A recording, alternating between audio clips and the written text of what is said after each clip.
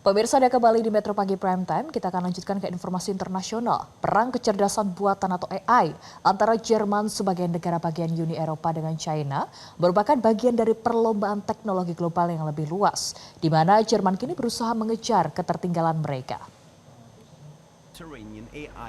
Hal ini terlihat dari investasi Deutsche Telekom sebagai salah satu perusahaan telekomunikasi terbesar di Eropa yang mulai membangun pusat penyimpanan data raksasa yang dilengkapi dengan 10.000 chip dari Nvidia yang cukup menampung akses dari 450 juta pengguna di seluruh benua Eropa untuk menggunakan kecerdasan buatan di waktu yang bersamaan.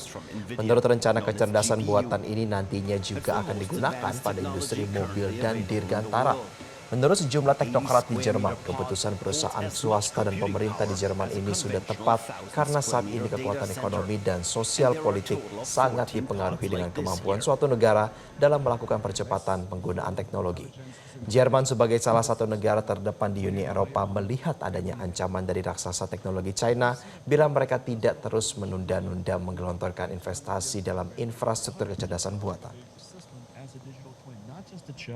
But the systems, the chips, everything together, cooling, thermals, and run the thermal simulation directly through it as it is a digital twin. With the digital twin composer, you can... Persaingan teknologi kecerdasan imitasi atau AI makin memanas. Selama ini sorotan tertuju pada rivalitas antara Amerika Serikat dan China, terutama dalam teknologi konsumen dan aplikasi militer. Eropa sebaliknya dianggap tertinggal. Benarkah demikian? Bagaimana sebenarnya daya saing Eropa dalam teknologi AI? Untuk menjawabnya kita sudah terhubung dengan Rizky Nugraha, koresponden DW di Bonn, Jerman.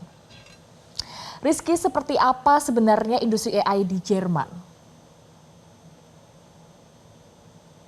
Ya, ada dua contoh konkret yang bisa menggambarkan seperti apa industri akal imitasi di Jerman. Yang pertama adalah kasus Deutsche Telekom, perusahaan telekomunikasi terbesar yang baru saja membangun pusat penyimpanan data raksasa di kota München.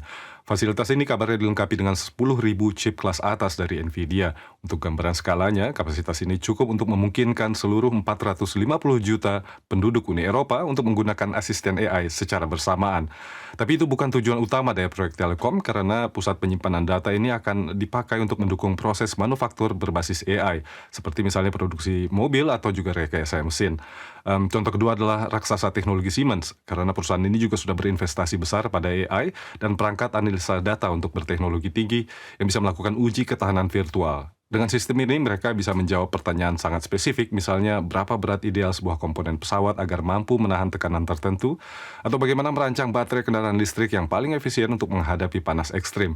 Aplikasinya mungkin terdengar kurang glamor dibandingkan chatbot atau robot tempur, tetapi dampaknya cukup besar karena produksi di Eropa bisa jauh lebih efisien dan pada akhirnya lebih murah.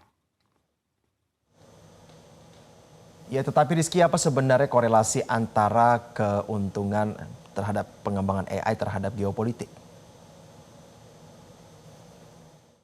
Dalam batas tertentu ya, karena jika kita melihat kerentanan rantai pasok global dalam beberapa tahun terakhir, negara yang mampu memprediksi dan merespons risiko secara cepat akan memiliki keunggulan tertentu.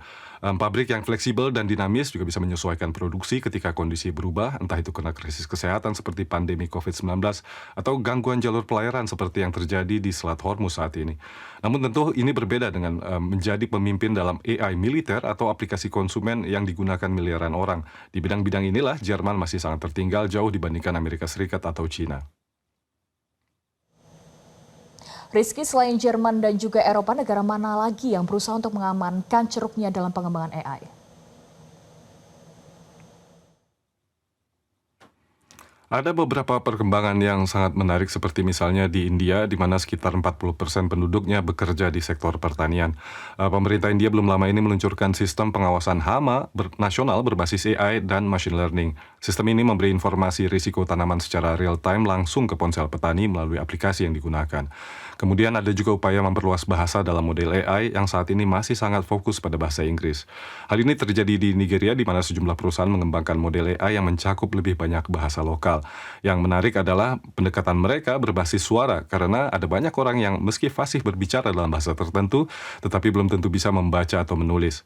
Selain itu, area pertumbuhan besar lainnya adalah vintage, karena pembayaran seluler sudah sangat umum di banyak negara Afrika sehingga relatif mudah mengintegrasikan sistem seperti deteksi penipuan berbasis AI. Jadi di luar aplikasi yang paling sering disorot seperti misalnya chatbot, senjata AI. Jelajahi cara baru mendapatkan informasi. Download Metro TV Extend sekarang.